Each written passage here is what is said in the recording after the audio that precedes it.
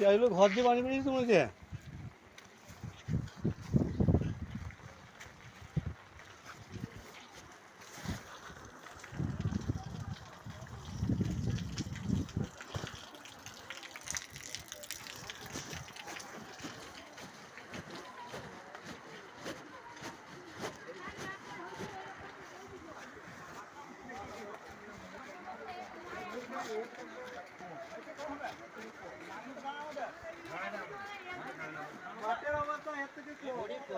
দেখা যাচ্ছে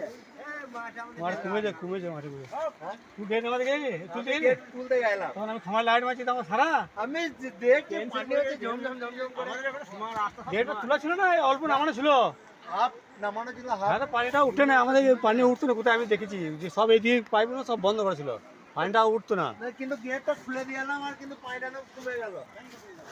কমে গেল ওই যে মাঠে পানিটা গেট দিয়ে নামছে না কেটে নামছে না ওই জন্য কমেছে সারা